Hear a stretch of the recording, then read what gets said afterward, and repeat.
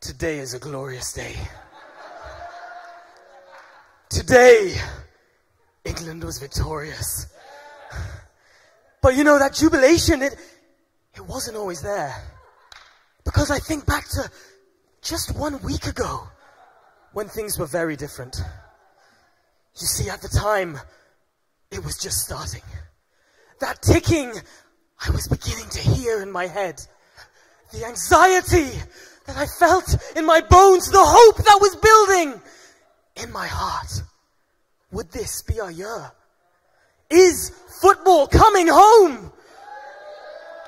My pacing, it grew quicker. My heart, it was beating faster. The World Cup was once again upon us. The upsets, they had already started pouring in. Germany, Spain, Argentina, champions that had been challenged. Their thrones overturned. The tears on their fans' faces. The broken hearts all around the stadium. And then, that voice inside of me. Will we be next? I thought I was watching football, but instead it felt like an execution. After team after team faced up to do battle, to stand out from all the rest. Now finally, it was our turn, our chance, our opportunity to make a mark. As the lads walked out of the tunnel, 3 lions etched across their hearts. Now normally I would support United, the greatest that Manchester has to offer. But today, I down my loyalties to club to support our national charge. Captain Harry Kane, or even Hurricane to the fans. Raheem Sterling, Dele Alli, even Pickford between the posts. This is my team. 1 week ago, and now, and for the rest of the month, this was my team. Tunisia, they looked ready. Who was going to be triumphant? We scored first. It was a beauty. Did you see how he swung the ball in? But then they went and they equalized with a penalty. A penalty. It wasn't even a penalty. The injustice, the pain, that anger boiling inside of me. And then there was just fear. Is this it? Have we failed again? The minutes, they kept on ticking on. I can barely watch. We finally get to halftime, but still, there was no breakthrough. The second half starts. Here we go again, but still, 60 minutes later, and nothing. 70 minutes, still nothing. 80 minutes, still nothing. Even it got to 90 minutes. I was getting angry at this point. Sam still has the bruises. But still, nothing. I shouted as loud as I could, but they couldn't hear my instructions. 90 minutes up. 95 minutes up. The game, it was rounding up. Surely it's over. Surely that must be it. But then, after that 90 minutes of fighting, I thought it was time to call it quits. But oh no, the boys in red, they kept on fighting. Determination in their eyes. And finally, it happened. The ball, it's in the sky. You see, Kieran Trippier, he swung. By 2 goals to 1. Now you may think I'm over-emotional, but I know I'm not the only one. Today, there was plenty of other people that shouted just as loud as me. Even Scott and Jess were getting into it. And that takes a bit of something to get them interested in sport, but I just wanted to share my emotions about the World Cup, England's opener. Because you see, they found themselves locked in this draw. They found themselves stuck in the middle of the game, and there was no breakthrough. But then they managed to break that deadlock. But it didn't just happen straight away. You see, it took a whole 90 minutes before they won. They had to keep on fighting right through, right till the end. But you know what? I can imagine that those players were getting almost as frustrated as me. Almost, not quite, because I was pretty livid. But I can imagine they just wanted to quit. After 90 minutes, and they still weren't winning after the injustices. Why were they still fighting? I mean, you wouldn't have blamed them if one of them just said, okay, that's it, I've had enough, walked off the pitch. That's the tension that I was feeling. But England, you see, they won the game because they were willing to fight right through until the very end. And you know what? Maybe you don't share the same emotion about football with me. But I'm sure that maybe you have been in a place where it feels like you want to give up right before the end has come. You want to give up before you have seen the results that you need. You know, sometimes it just feels like a situation gets to a stage where it's just not worth it. And you know, sometimes it feels like we're in a society where people sometimes are just a little bit too willing to just give up, to take the easy way out. And you know, I think part of this might just be because of, well, the comfortable lives that we live. You know, sometimes we value comfort as one of the most important criteria that we can have. But you see, the problem with a comfortable life is it rarely sets us up for greatness. You see, a comfortable life can very easily mean that we lower our target for what we achieve. But you see, a characteristic that makes people stand out is often a person's ability to persevere.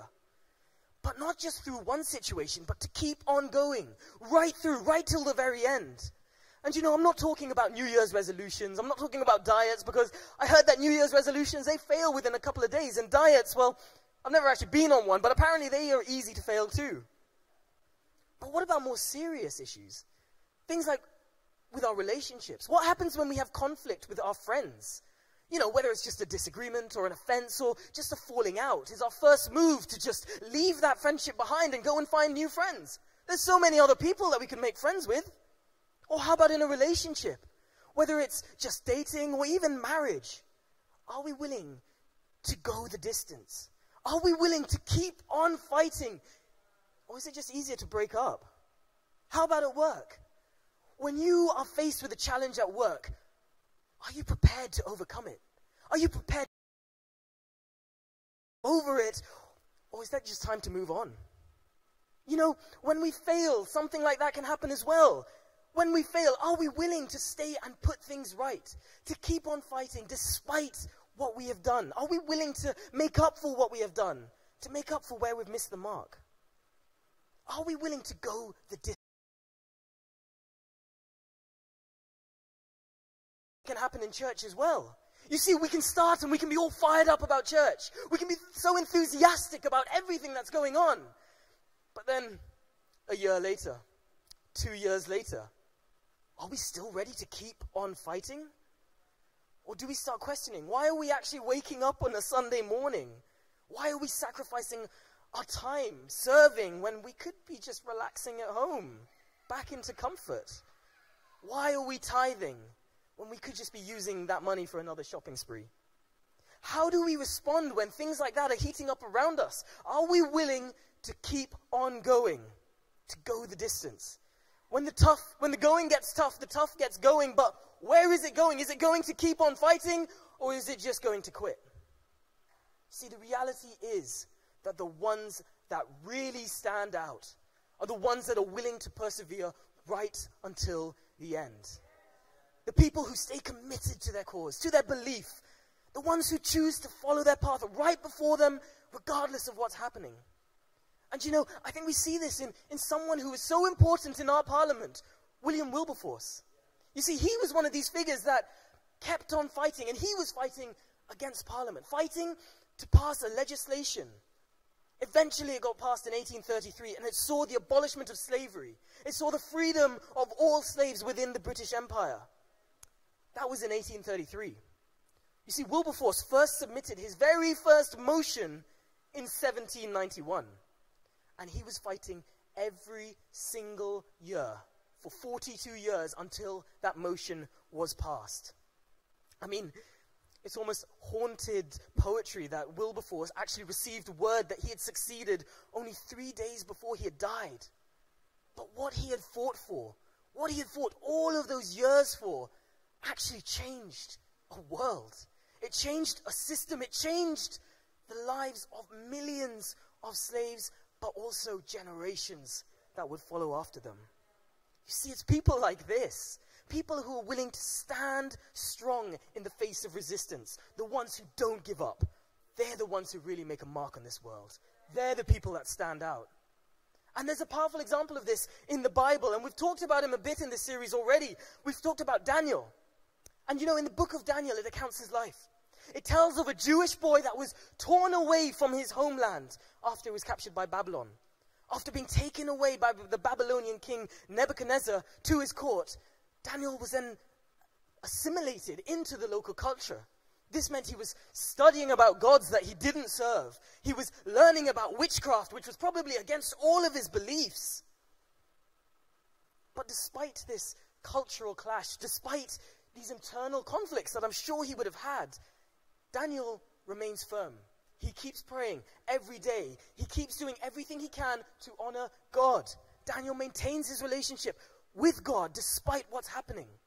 And you know, eventually, he manages to enter the king's service. And he's actually described as being 10 times better than all the rest.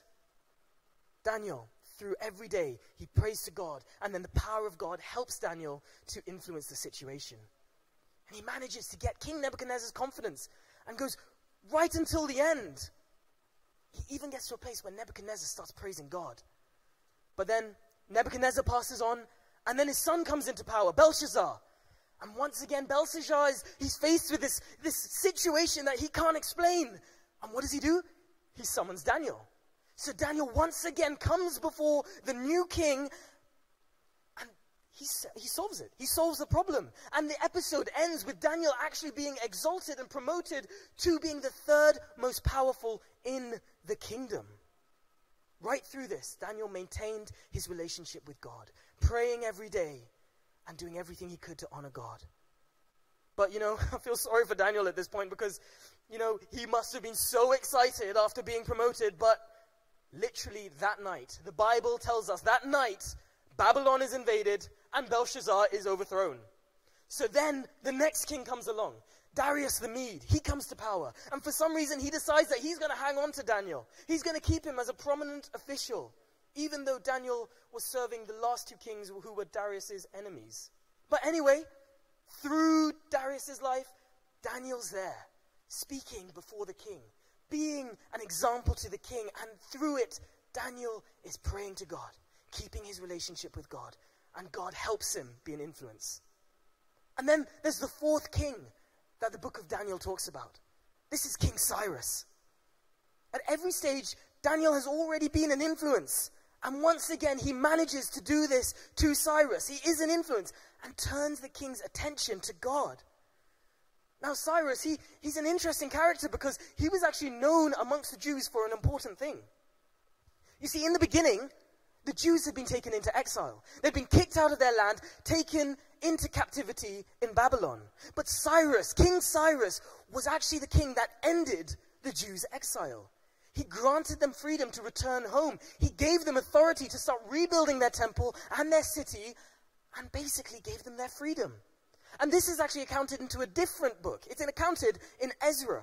And in the first book of Ezra, it says, in the first year of King Cyrus of Persia, in order to fulfill the word of the Lord spoken by Jeremiah, the Lord moved the heart of Cyrus, king of Persia, to make a proclamation throughout his realm and also to put it into writing.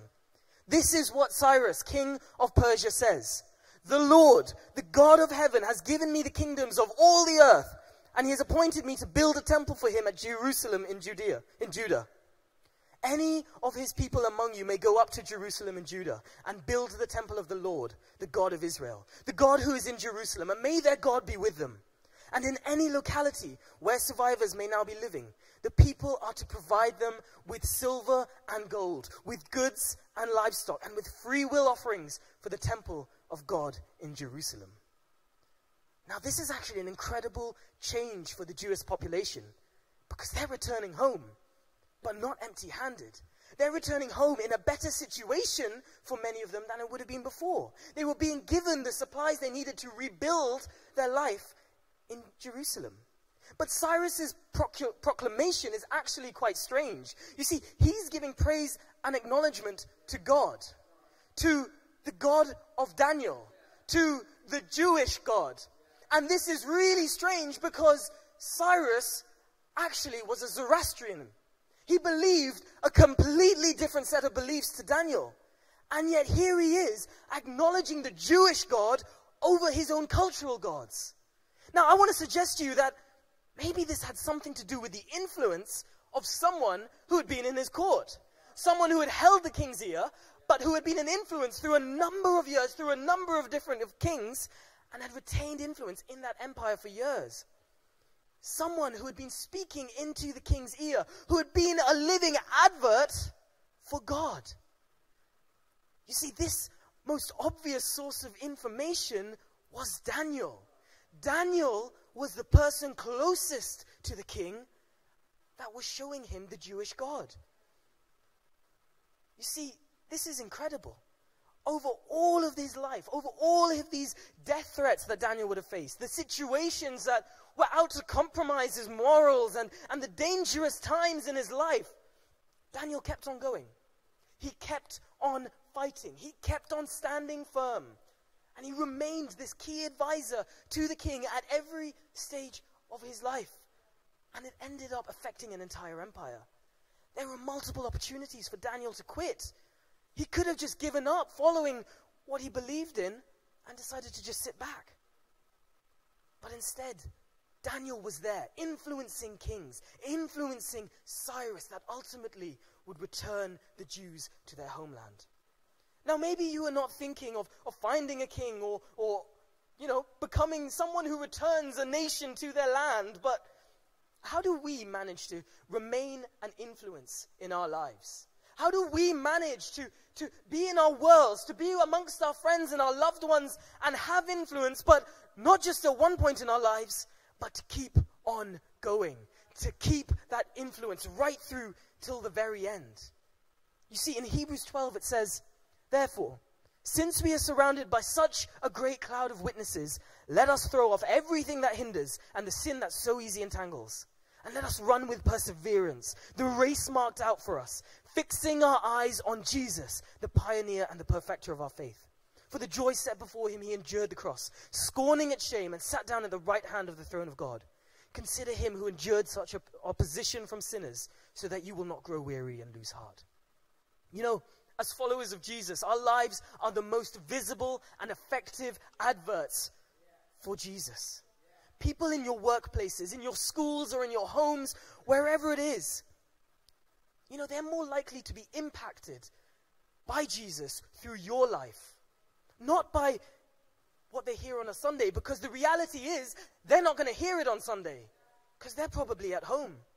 What they're going to be impacted by is your life, your everyday, when you're out there with them.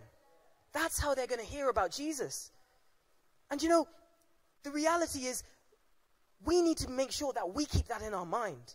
You know, the writer to the Hebrews, he starts by reminding us that people are watching. Our life needs to be an example. Our life needs to be an advert for Jesus, which means that we need to make sure that we are saying and that we are doing and that our lives are representing the right thing.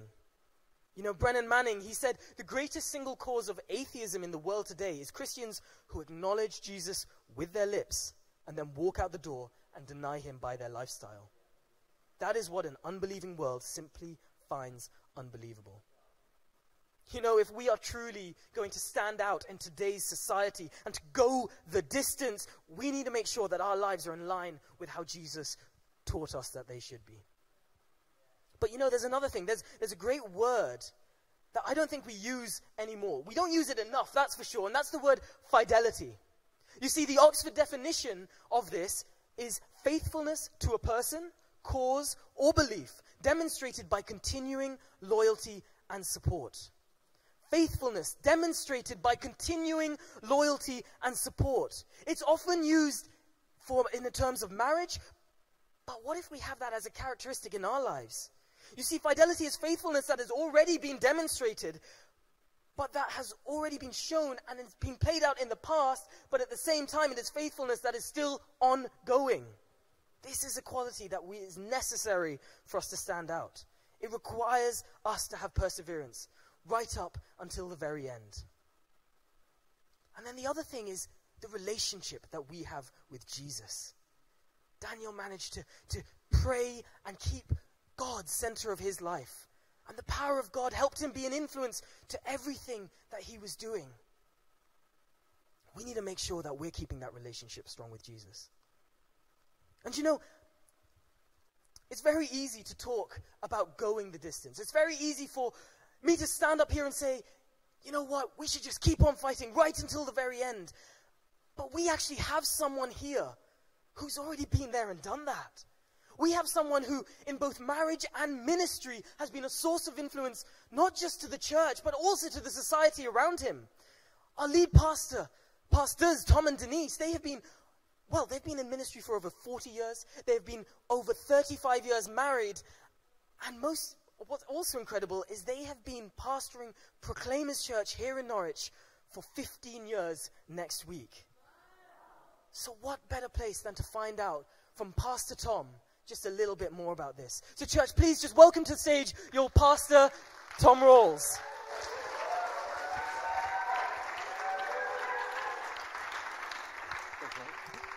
You know, Pastor Tom, there is so much that we can learn from your life. But I just wanted to ask, how have you actually managed to keep on going for so long? Well, for me, there's no other good alternative. This job that I do, it's not a career, it's a calling. And as a young man at the age of 17, I sensed that God had called me to be into ministry. And I've tried to quit, and I've tried to change my career, but I couldn't because of the call that was on my life. And that's what kept me going all of these years. I can't find anything that can stop it. So what is one of the most important things that you think that we can learn to be able to keep that up, to keep pushing through, to remain true to our calling? I wrote a book in 2011 called Relentless. And it is a book that absolutely describes my spirit, my nature. I'm just not going to give up. I persevere. I'm moving forward. I know a lot of people are heart and soul until something happens. You know, I'm heart and soul. And one of the biggest things I find in a church with many young people is that they're heart and soul until they find a girlfriend or a boyfriend. Their heart and soul until they decide to get engaged, you know, because engagement, there's so much trouble, you know, and hassle. You've got to work out what color the napkins are and stuff like that. I'm sure you're aware of all of those things, which makes me pretty excited that you're here preaching your last Sunday before you head off to get married. Some people are heart and soul until they get married. And then, of course, they need some us time. And it always happens to be on a Sunday. Usually on a Sunday evening. And I think to myself, don't you have a Monday night, Tuesday night, Wednesday night, Thursday night, Friday night? Denise and I have made a total and absolute commitment that Sundays is the Lord's day. We're not going to stay home. It's not a day to do the stuff we want to do. We're probably the only times we miss going to church on a Sunday is if we're in a foreign country and the service is going to be held in another language and we don't have anyone to interpret. If we're on holidays or something like that. But if we're here in Norwich, we're going to be here. You know, whether I'm sick, whether I'm healthy. Both Denise and I have been taken straight to the hospital after a Sunday morning service. Me with an infection, Denise with infection as well. But we made our way to the hospital. And you know, you think to yourself, you know, I feel for somebody, for some people, their heart and soul until they have one child, 2 children, 3 children, you know. Some of the young leaders in the life of our church just impressed me so much. Even with 3 children, they're here morning, they're here at night. They're here to serve, they're here to go for it. That's been the thing. And it's, I think it has been some of the example of our lives, Denise and mine, and that it's rubbed off, and people have seen that as well. There's a sense of relentlessness. We pursue. We push in. We're not going to give up. We have felt like it. We've gotten upset. We've gotten angry. We've been depressed. We've been, you know, feel like this is it. We can't go any further. But every morning His mercies are new. And we realize that God is with us and we're going to make it through. Yeah. Amen. That's also great, talking about knowing that God is with you. Because in Daniel's life, we see that a lot. We see how God's favor is with Daniel and influencing his situation. Yeah. From your experience, have you ever had God intervene and show His intervention in your life? Oh, yeah. Yeah. On many occasions. And, you know, for those of you that think that life is supposed to move forward with the least amount of resistance, you know. One of the things I really appreciate about it, Dr. Phil this morning when he was preaching, he says it's usually in the dark times and the difficult times which God reveals himself the clearest. And it's when we're going through difficult periods when God comes back and says, I've put my hand upon you, I'm not finished with you, I still have work for you to do, you can't give up. I mean, Daniel, he was probably around about 15 when he was taken forcibly from Jerusalem to Babylon. And here he is serving Cyrus. He was probably about 85 years old. This inspires me. I'm 61. I've been a Christian for 45 years. I've been in ministry for just over 40 years. I don't have any plans to retire. I don't know what I would do if I retired. I just don't know what I would do. You know, I'd have to find something, somebody to bother or preach at or something. But I just want you to know, I may not always be leading this church, but I will always know that the calling of God is upon my life, and it will be there until I die. So I'm not giving up. Your commitment and your perseverance throughout your whole life is such an inspiration to us. Thank you, Andy. Is there anything else you want to say? No, I'm fine. I get to say a lot. I really appreciate you, Andy. For the people that, you know, I think to myself, I leave a legacy, and it's people like you. Okay, young men like you who I've been able to see grow and become. I mean, you've been outstanding this evening, and I thank God for the small bit of input that I've had in your life and the lives of many of you others as well. So God bless you, man. Bless you.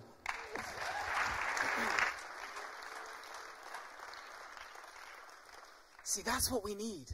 You can see it in Pastor Tom's life, that commitment that he has to his calling, to what God has set before him. The willingness he has to just persevere no matter what the situation was. You know, in Hebrews 13, 7-8, it says, appreciate your pastoral leaders who gave you the word of God. Take a good look at the way they live and let their faithfulness instruct you as well as their truthfulness. And we are so blessed to have Pastor Tom and Denise leading us. If we could only just take something from them, maybe we'd be able to go that distance. If we were willing to fight like they have, to not give up, to make God the center of our lives, to make sure that He is always there, that we always have that relationship with Him. You know, the ones that make a difference are the ones that hang on the longest. The ones that stand out are the ones that stand firm through it all. If we really want to stand out from the rest of the people in the world, we need to be willing to keep on fighting, to keep persevering right through until the very end. When the world looks for that comfortable option, for that easy way out, we need to be ready to show that we can push through. We need to be ready to show that commitment, to show that faithfulness, to show this fidelity to our beliefs, an unwillingness to give up on the ones that we love, a decision to keep on fighting regardless of the situation around us. That's what's going to show us how we can have influence in our spheres. It's a heart to withstand the